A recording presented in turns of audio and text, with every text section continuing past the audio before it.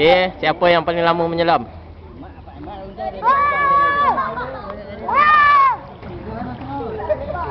Tadi dia kena duduk setempat, duduk setempat senang tengok. Mana boleh kan? Boleh pegang kan? Boleh. Boleh sekali lagi. Tapau.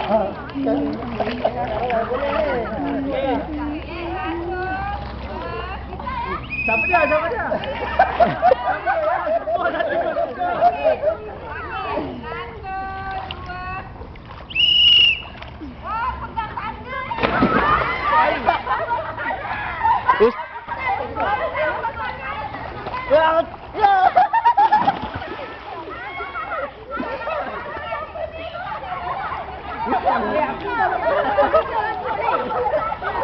Ustaz tak tahan tu, Ustaz tak tahan dah.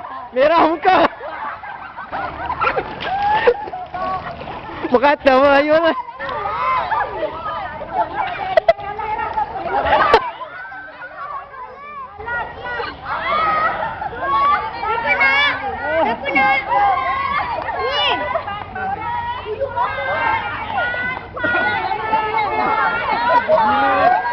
Ustaz Bahari.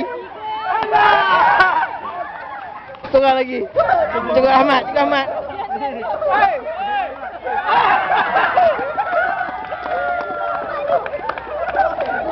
Johan menyelam paling lama, Cikgu Ahmad.